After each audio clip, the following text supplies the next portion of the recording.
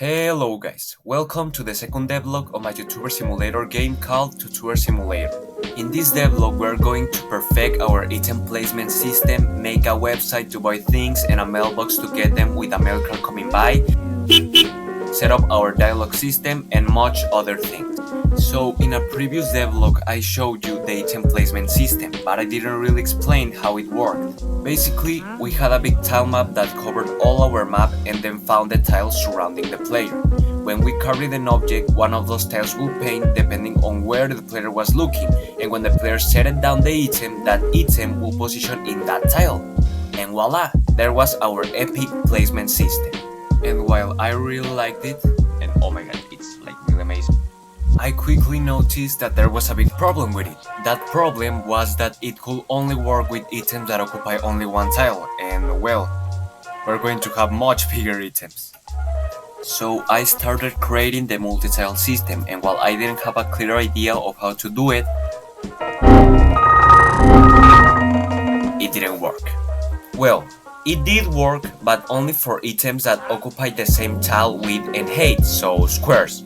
The problem being that with those ones I could easily detect the center of the selection, so the new position of the object we wanted to set down. But when I tried that with items that were irregular rectangles, my calculations stopped working. I really got stuck for some time on this, but thanks to this incredible person named Script, I had an idea and I changed the system so that instead of using an already existing tile map with already placed tiles, I placed the tiles on each update on an empty tile map.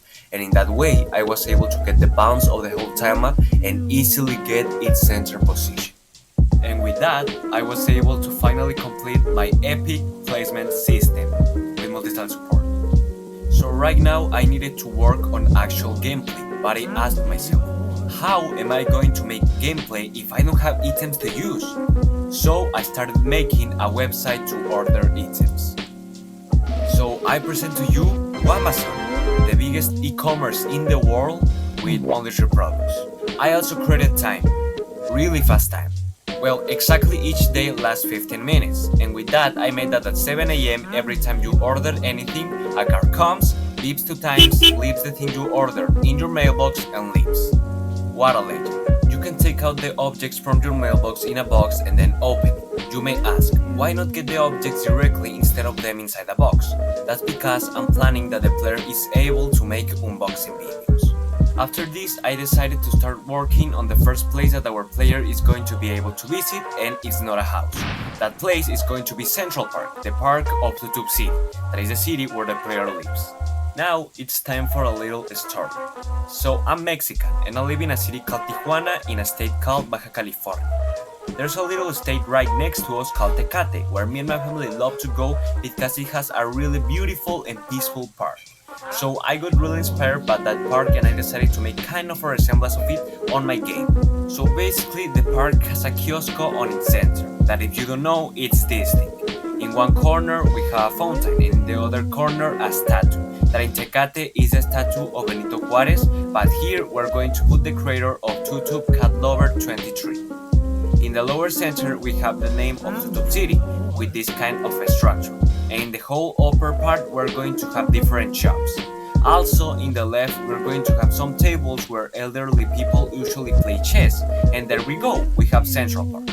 After some time I got this. As you can see, a lot of things still need to be added, but it works for now. The last thing I decided to do is a dialogue system. So in our games, dialogues are going to be a big thing that likely are going to be incorporated in a complex algorithm. So I really needed some reliable dialogue system that made these tasks easier. I used a Unity asset called Conversa, as it was exactly the thing I was searching for. A tool for creating dialogues that wasn't intrusive and treated dialogues just as any other asset or a scriptable object. So I ended up with this thing. It's obviously just a beginning, but I'm really happy on the possibilities that this asset gives us. So yeah, that's it for this devlog, guys. I know they're kinda short, but I decided to make an entertaining and short video instead of a long and boring one.